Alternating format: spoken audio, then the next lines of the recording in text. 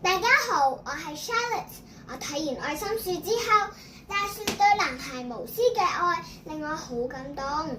佢不求回報嘅付出，令我聯想到父母對子女嘅愛，但同時都令我思考，假如男孩唔單止索取，同時亦會感恩同回報，故事會唔會更美好呢？於是我創作咗我們的愛心樹。從前有一棵大樹，佢好鍾意一個小男孩。小男孩每日都會跑嚟執起樹葉，整成皇冠，扮演森林國王。佢會爬上樹幹，用樹枝當千秋，口渴就摘蘋果食，攰就喺樹蔭下面瞓覺。大樹好開心。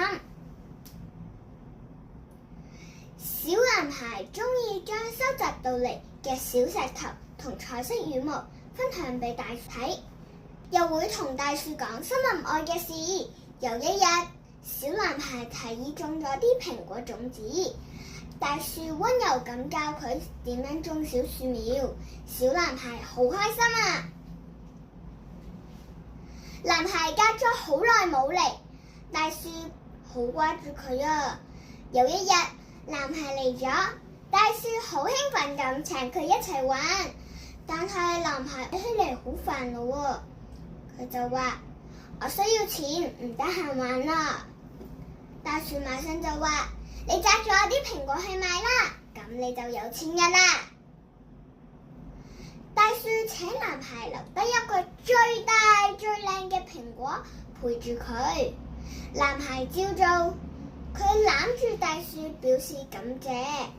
男孩賣咗蘋果，用其中一啲錢買咗肥料，撒咗喺大樹嘅腳下。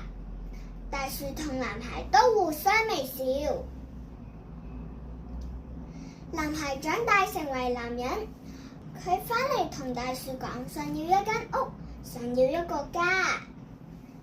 大樹就叫佢斬咗樹枝落嚟，起一間屋。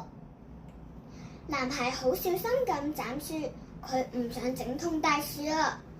間屋起好之後，男人帶埋妻子返嚟，喺大樹嘅傷口上面仔細包紮。佢話：大樹，好多謝你呀！以後我同我嘅家人都會過嚟照顧你。而家我有屋企有大樹，真係好啦。又過咗好多年，男人覺得好悶，想去下好遠嘅地方，但係佢又唔捨得大樹喎。大樹就話：唔捨得我啊，你去啦，用我嘅樹幹做一隻船，我一直都會喺度等你㗎。做船嘅時候，男人斬正一段樹樁，樹樁打磨得好平靜，然後佢就出行啦。好多年之後，男人變成老爺爺，返嚟揾大樹。大樹就話啦：對唔住啊，我已經冇嘢可以俾你啦。老爺爺笑眯眯坐低，用工具喺樹樁上面畫咗圖畫，有皇冠，有千秋，有小樹苗，有屋，有船。老爺爺話：而家我最需要嘅就係坐喺你身邊，將我哋嘅故事講俾我啲孫仔孫女聽。老爺爺靠住大樹坐，佢哋都好滿足。愛可以讓我哋願意付出，而感恩同陪伴讓呢份愛圓滿。就好似大樹同男孩，佢哋互相需要，互相完整咗對方嘅生命。你又鍾意邊個版本嘅愛心樹多啲呢？謝謝。